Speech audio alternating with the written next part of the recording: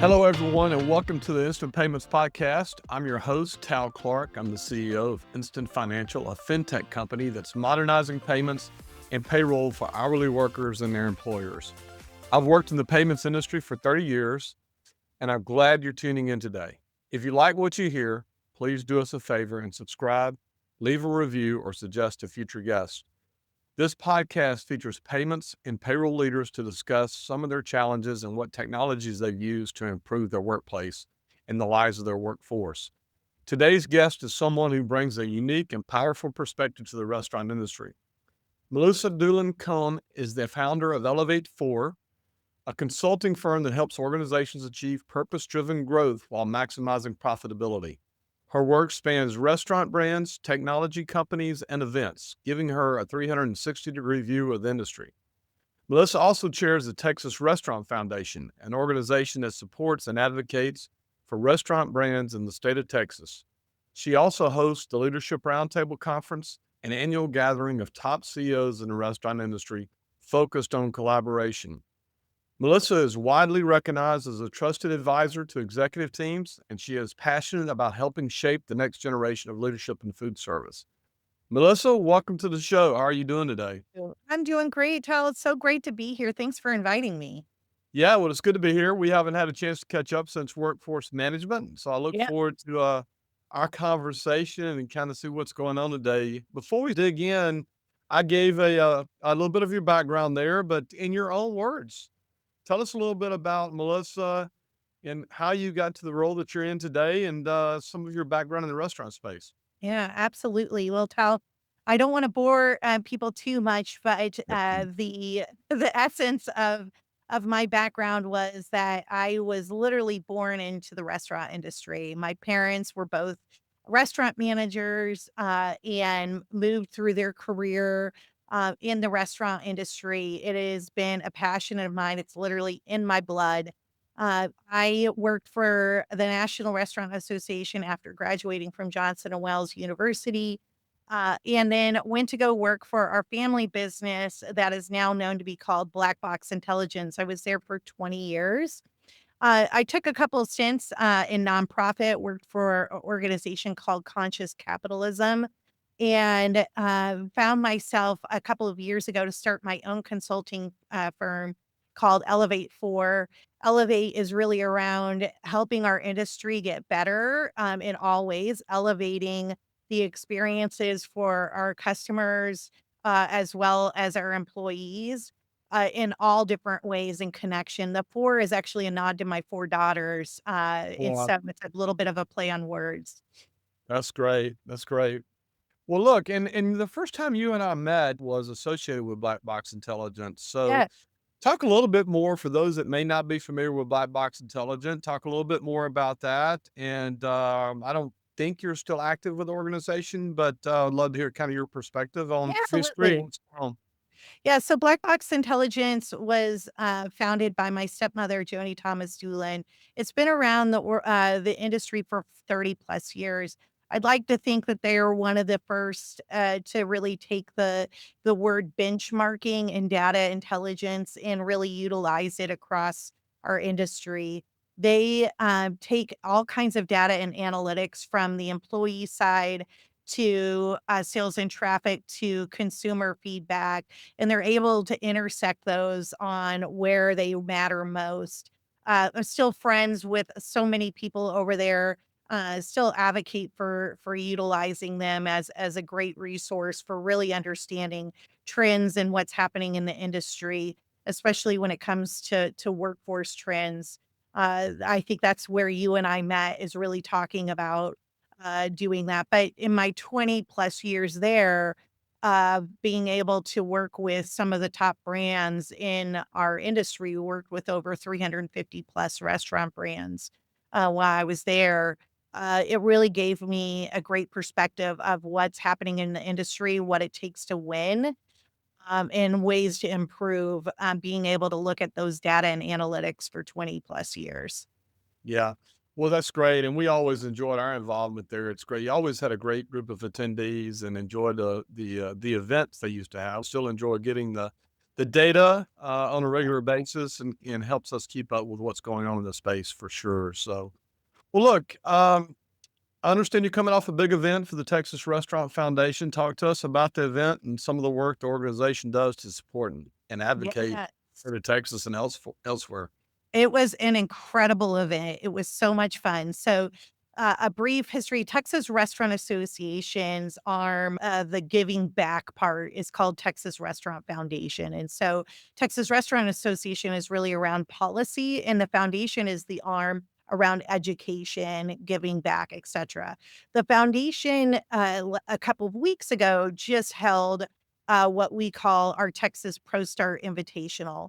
And the ProStart program is under the umbrella of the National Restaurant Association.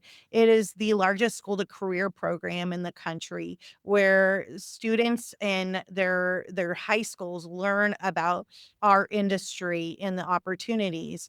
We held 2 weeks ago in Waco, Texas, the largest ProStart competition. So we had over 1,000 high school students coming out and competing, and they were competing from everything from culinary skills. We actually had a barbecue competition. I mean, we are in Texas. Yeah. We had individual competitions where Raising Cane's, Chipotle, Avocados from America, Coca-Cola all do individual competitions for these students to earn scholarships.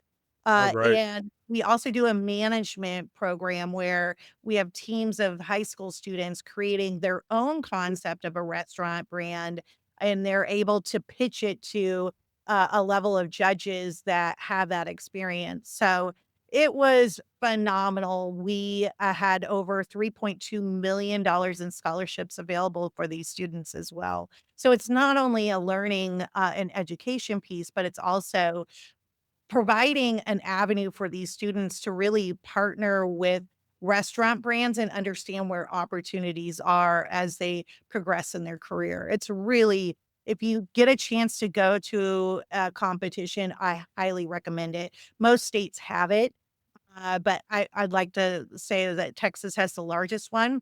We have 34,000 high school students in Texas learning about the opportunities in our industry. Wow, that's great. Well, Texas has the largest of everything, right? And we'd love to stay in touch with that. So keep us posted as you guys move through that, and love to learn more about it as well. Yeah.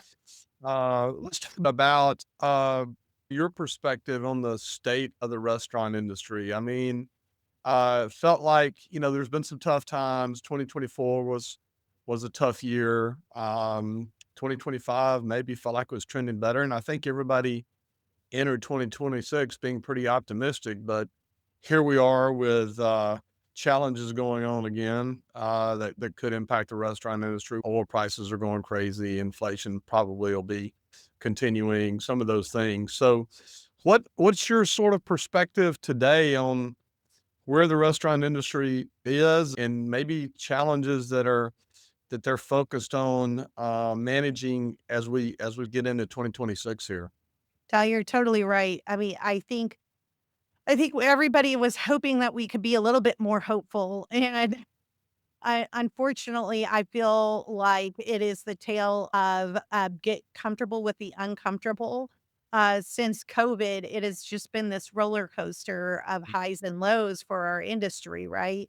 Yep. We were able to get out of COVID and have a very big high. We were on top of the roller coaster. Everybody was so excited. Restaurants were opening up. We started growing. Private equity came in and invested a ton in growing our industry, and I would say that if I were to call 2026 a theme, if in my opinion, it would be tepid. I don't think that we're going to see this huge growth, but I also don't think that we're to a fall or to an area where we feel like we're closing down and should be scared. Yeah. There's still consumer spending out there. There's still people spending. People are trading down. People are looking for value, and value doesn't just mean from a price perspective, but also an experience. So I think it's really important for brands to understand their own brand equity. makes their brands really stand out, not only to the consumers, but to your employees, and really lean into what makes you special, and makes you as a brand, so you can survive. Because I don't think it's going to get much easier. I think it's going to will be a challenge, and we're feeling it. I mean, from tariffs to the oil prices to all the things to the credit card debt that we're seeing in our industry or in our country. There's a lot of compounding factors that make you a little bit nervous, but I do believe, like, when people want to spend, they want to have experiences, and our industry is ripe for the taking on those. Yeah. Look, you have great insight into what's going on in the markets and what the restaurateurs are going through, and the opportunities, frankly, because there's always new brands launching that are killing it, right? There's new Mhm. brands out there that you Raising Cane's being a great example of that over the last, I don't know that I could call them a new brand any longer, but certainly killing it. And there's others that you read about all the time. Talk a little bit about the differences in those operators that have thrived in sort of a difficult environment versus those that may be having challenges. What are you seeing in that regard as well? Yeah, I think those that are again leaning into their brand promise and really understanding what makes them unique, like Raising Cane's, for example, their simplified menu and doing it operational really well makes them very, very strong, right? They don't try to be the other things. They try to do what they do very, very well. With that in mind, they're still innovating, but they're innovating in different ways through brand partnerships, through working with celebrities, right? Todd Yeah. Graves is great. He's all over the place in his marketing genius. So there's still innovation, but at the core, they are very true to the heart of what makes Raising Cane's so craveable. And one, it's their food for sure, but they also work really hard on recruiting incredible talent. And so I think that is what you're seeing, the differences is really owning your brand promise. But also, I think innovation comes in a lot of ways, but innovation that really makes it easier for your employees. A lot of people think of the customer piece, but I always start with, your employees are your first line sight into all of this. And what are you doing to support them? Yeah. I think that's why we've had such a high level of success in the restaurant space because what we do is try to make life better for employees, right? Through access to wages and access to their tips without having to wait on it 2 weeks later. They get it the same day and all of that. So, how close have you been to employee innovation within some of these restaurant brands? What are some things that you're seeing that are really interesting to you and have been interesting to the restaurateurs that you work with? Yeah, I think you're right about, why you guys have been successful in the restaurant industry. We are a very transient industry. A lot of people don't realize that the restaurant industry is the largest industry outside of the US government.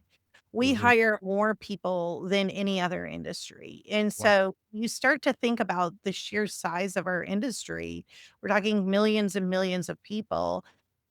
We are a catch-all for all the things, right? And so, how do we attract and retain the best talent? And I think we are competing against other industries that are really focused on that employee engagement and understanding what that means to them. So, the big outlier that a lot of people talk about is the kind of the gig economy, right? And so being able to work when you want to as a Uber driver or a DoorDash driver, or Amazon, for example, easy to get in and out of shifts and understand. I always think, the way that restaurants operators need to think about this is, start with one thing, and that is start with the shift in mind. And what does a great shift look like for you and your restaurant? Mhm. What really matters in real time that can make it the employee experience cascade to the customer experience. Hmm. Okay. Well, that's great. That's great. And I mean, clearly Texas has a great restaurant market and foundation. You've been part of that. What is it about Texas? If I look at our business, and I've had the opportunity to have insight into others' business that are doing B2B work within the restaurant space as well. And Texas is always prominent in anyone's portfolio. Texas and Florida, right? Population has Mhm. right? But even beyond population, restaurants. I mean, restaurants seem to come to the top in regards to innovation and the business opportunity for business like ours. Why is that? What is it that makes Texas a fertile ground for restaurants historically? Well, I think we've been at that location for many years. You think about how many restaurant brands are based out of Texas, like, a lot of the major chains are, based here. I think Atlanta does a good run for our money, Yeah, that's right. Dallas and Atlanta, but we have a lot of great brands. So there's a lot of great restaurant talent in Texas, which is a good start, right? A lot of people started their careers here in Texas. I do think, and another plug for the Texas Restaurant Association is that, you know, our state association is really solid and strong in advocating for our industry in Texas. So they have built great relationships with government officials, that we educate them on the importance of our industry, from a growth population to how much money we are bringing into our state alone, in building that. So we're a high growth state. We have plenty of room to grow. Everybody talks about how many Californians are coming to Texas. We have been building a whole lot more corporate America coming to Texas for or a lot of really, the economic reasons alone. But anybody that grows their businesses here means more restaurants, right? I think Yeah. we have more restaurants per capita, which is great, but also, like, talk about a competitive environment for restaurants. I think about the 20 years that I've been in Texas and the amount of restaurants choices I had 20 years ago versus now is just astronomical. There's so many more restaurants. Yeah. Well, that's great. And Melissa, we're going to wrap up right here and we'll come back in a little bit and we'll start on session two. But this has been a great conversation. There's been so much happening in the restaurant industry right now, and your perspective on leadership and purpose really stands out. We're going to pause here and pick this up in part two, where we'll dive deeper into leadership trends and what's next for the industry. For our audience, you can find Melissa on LinkedIn.